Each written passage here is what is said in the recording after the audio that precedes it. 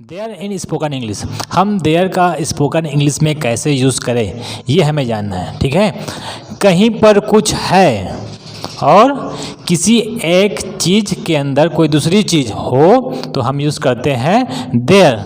अब इसको हम एग्जाम्पल के थ्रू समझते हैं। टेबल पर पुस्तक है तो हम क्या बोलेंगे,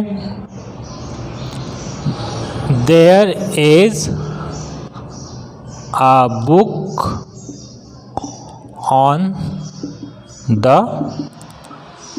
टेबल। समझ आया, मतलब कहीं पर कुछ है, समझ आया ये। वैसे मेरे घर के करीब एक मंदिर है, समझ आया, मतलब मेरे घर के करीब कुछ है, कहीं पर कुछ है। तो मेरे घर के करीब एक मंदिर है तो क्या होगा, there is a temple, there is a temple. ठीक है, वैसे एक कार है, मतलब कहीं पर खड़ी है तो एक कार है तो हम बोलेंगे देयर इज अ कार।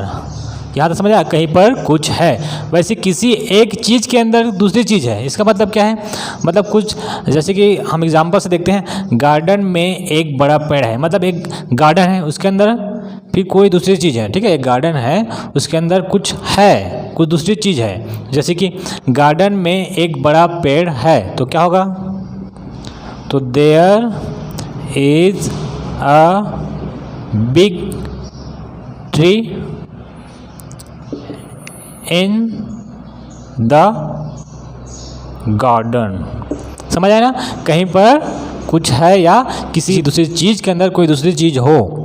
जैसे गार्डन में एक बड़ा पेड़ है, there is a big tree in the garden. वैसे देखते हैं हम, मेरे परिवार में 15 सदस्य हैं। ठीक है, मतलब मेरे परिवार में, समझ आए, कहीं पर कुछ है, किसी वस्तु के अंदर कोई दूसरी वस्तु है मेरे परिवार में तो क्या होगा, तो there are 15 members in my family.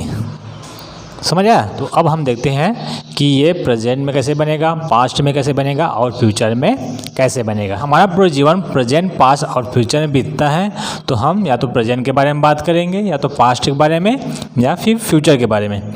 यदि हम प्रेजेंट में देयर का यूज़ करते हैं तो देयर के बाद इज एंड आर, फिर इधर आगे सेंटेंस होगा। ठीक है, अगर हम निगेटिव सेंटेंस बोलते हैं तो देयर इज या आर, फिर नॉट या नो, फिर हमारा आगे सेंटेंस रहेगा। वैसे अगर हम इंट्रोगेटिव सेंटेंस की बात करते हैं तो इज, आर, फिर देयर। ठीक है, वैसे अगर हम पास्ट में बात करते हैं तो देयर, फिर वॉस वर आ जाएगा, फिर सेंटेंस आ जाएगा उधर, फिर देयर वॉस वर नॉट, फिर नो, ये हमारा निगेटिव हो जाएगा। वैसे इंट्रोगेटिव में वॉस वर सामने आ जाएगा, देन देयर। ठीक है, वैसे अगर हम फ्यूचर की बात करते हैं, फ्यूचर में विल भी आ जाएगा तो देयर के बाद विल भी, फिर आगे जो भी सेंटेंस रहेगा वो रहेगा। फिर अगर हम निगेटिव की बात करते हैं फ्यूचर में तो देयर विल नॉट, फिर बी। अगर हम इंट्रोगेटिव सेंटेंस की बात करते हैं तो विल, देयर, फिर बी, ऐसा होगा। देखते हैं सर, एक देयर होता है, देयर मतलब वहाँ, तो ये क्या है, हाँ ठीक है, एक देयर होता है वहाँ, ये होता है एडवर्ब। कैसे, अगर मैं बोलता हूँ, एक एग्जांपल देखते हैं हम, देयर वॉज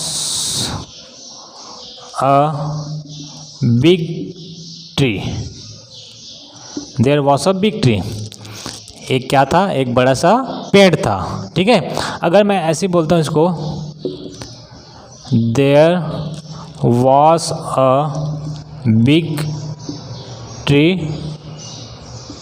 देयर, तो यहाँ क्या हुआ, यहाँ देयर का मतलब क्या है, देखो यहाँ देयर का मतलब है वहाँ, there was a big tree there, वहाँ एक बड़ा पेड़ था। समझ आया, तो देयर मतलब वहाँ भी होता है, ये एडवर्ब के रूप में काम करता है। तो सर हम कब देयर बोलें, कब हम इट बोलें, कब दिस बोलें।